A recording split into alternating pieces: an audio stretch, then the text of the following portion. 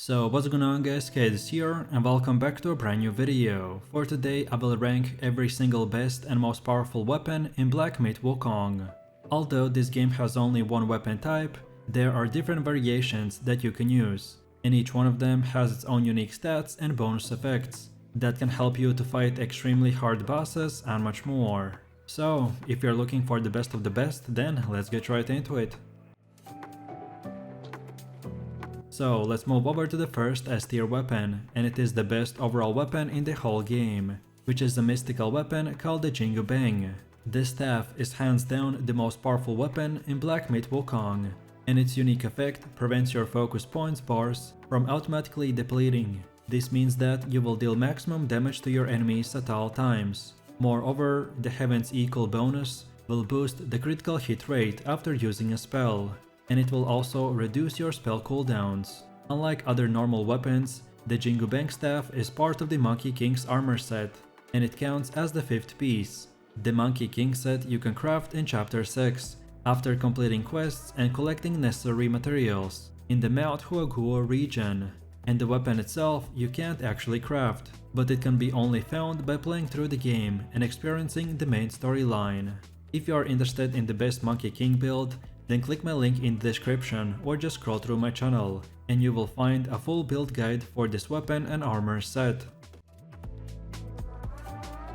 Then next up, for the second S tier weapon, we have the Golden Long Staff. This is a mystical weapon with 108 damage, which significantly boosts the damage of all the pillar stance moves. Also, a long can be summoned to execute the thunder at the enemy by using heavy attacks that will cost 3 to 4 focus. To unlock the crafting recipe for the Golden Long Staff, you will need to defeat the Cyan Long in the new West in chapter 3. You then need to open a chest nearby with the long scale key item. Then for the next S tier weapon, we have the Spider Celestial Staff. This weapon is crafted from the Chitin staff, and therefore the base unique effect carries over. Furthermore, it also adds a bonus that when the enemy is in a poison state, you can hit them with this weapon and inflict poison bane. This debuff will then cause your enemies to be further vulnerable for poison damage. Therefore, to take the full advantage of this staff, you will need to prioritize the poison transformation to increase your damage and survivability. So then moving over to the last and final S tier weapon, which is the Staff of Blazing Karma. This weapon is the best choice for a smash stance build. When you use a charge heavy attack, which is over the 3 focus points while in the smash stance, a bursting lava effect will cover the ground. The tooltip will not specify, but this will create an area that deals some damage over time to any enemy that stands inside. This weapon has 100 attack damage and 40 defense, and the way you get it is by completing the chapter 5 quests, and you can only craft it by obtaining the new game plus through crafting and upgrading the Chitin staff. For you to craft this masterpiece, you will need 4 sky-piercing horns, 4 gold tree cores, and 2 Kun steels, and 45k will. So then let's move over to the A tier, and the first weapon that we will place in here is the legendary staff, called the Spikeshaft. If you're using spells like the Resolute Strike and the Smash Stance, then this weapon is your best friend. The Spikeshaft staff will stack damage reduction and increase your chances of staggering the enemy. After you trigger a Resolute Strike, you will get 80 attack damage, and you will constantly gain focus for a brief moment after seeing through the enemy.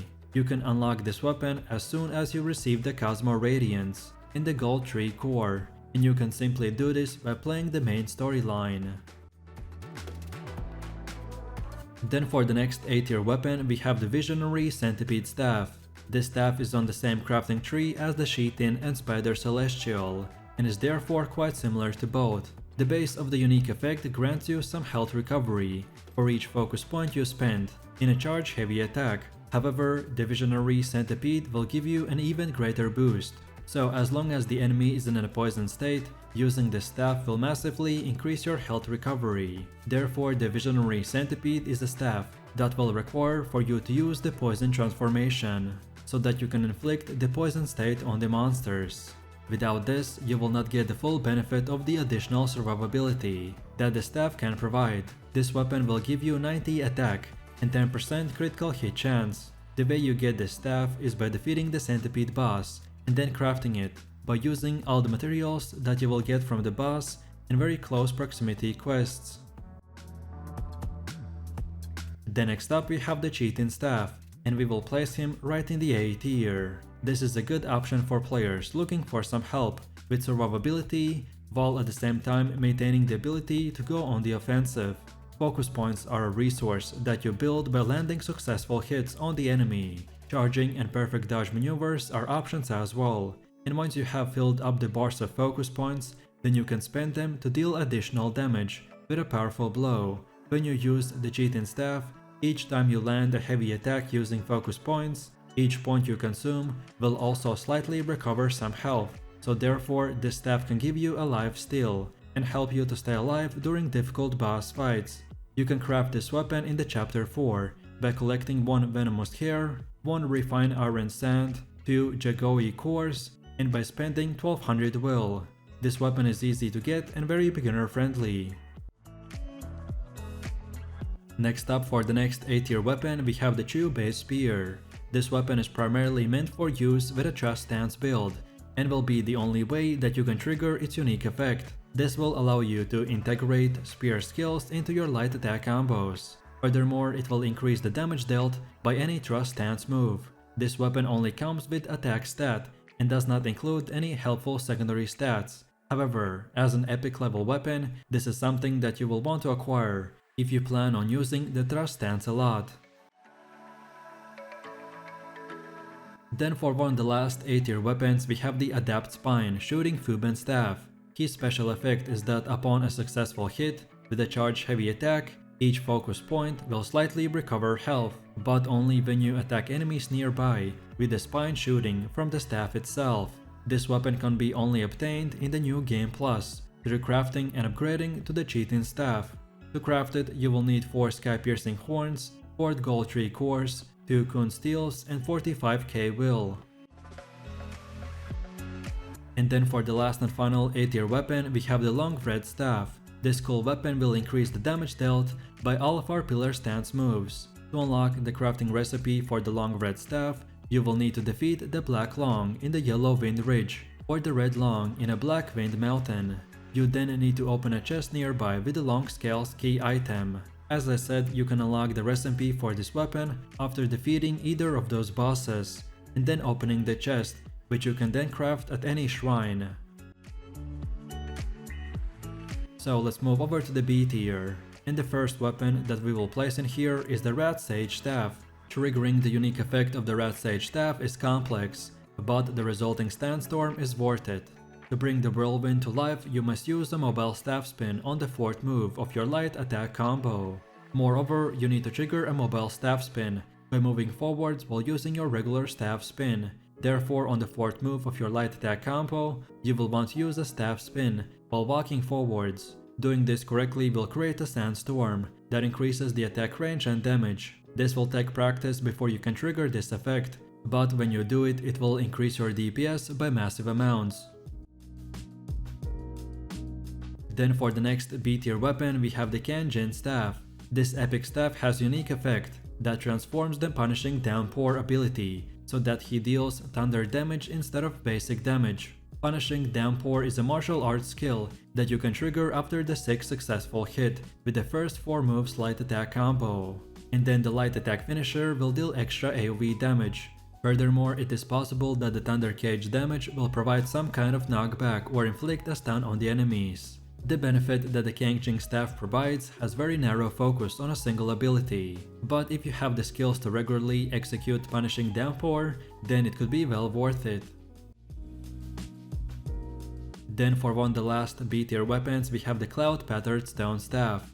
This is another weapon that you will want to use when you're focusing on a smash stance build. Because of his unique effect, it will increase the damage of all the heavy attacks that are done when using the smash stance. Additionally, this weapon has very different secondary stat than many other staffs. While the Cloud Pattern Stone Staff does not give you any kind of critical hit chance, it does provide you with a boost to your defense, which could be a huge bonus if you struggle to stay alive. And then for the last and final B tier weapon, we have the Bronze Cloud Staff. This weapon is a step up from the basic common staff and will give you a slightly higher attack stat, along with a very tiny chance at a critical hits. While plus 2% certainly won't happen very often, it's better than nothing. This will be a staff that is useful in the early game, but keep collecting crafting materials as you progress so that you can craft a better upgrade as soon as you can. So now let's go over to the C tier, and the first weapon that deserves to be in here is the Wind Bear Staff. This weapon is made to be used in the conjunction with the Cloud Step spell and Unveiling Strike, so that you can increase your chance of a critical hit. Cloud Step spell is a way for you to leave behind the decoy image of yourself, so that you can evade attack or lure an enemy into a trap. Moreover, when you enter a mist state to remain hidden for a time, you can attack from this state to catch enemies off guard, and this move is called the Unveiling Strike. While executing this move when wielding the Wind Bear Staff, you will have a much stronger chance of striking them with a critical hit. Then for the next C tier weapon we have the Twin Serpent Staff. This weapon is a solid starter staff that increases the damage of all of your light attack combos. Moreover, if you're fighting in water, then this damage will be increased massively. When using the staff, you will want to be highly aware of your environment and if there are any water features nearby. So the overall increase to the light attack combo finishers is a good early game boost that you can utilize. And then for the last and final C tier weapon we have the Willow Wood Staff. This weapon is one of the best basic weapons that you will start the game with.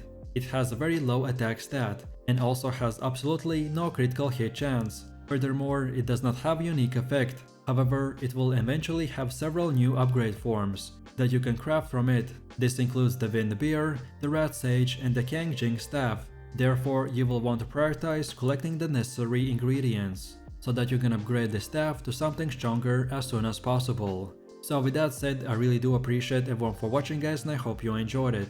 If you have any questions or suggestions, then feel free to leave your comments in the comment section down below. And while you're doing that, please click like, subscribe and enable that notification bell, so this way you could support the channel and not miss any more amazing content. With that said, you have an amazing day and I will see you in the next one. So take it easy, peace.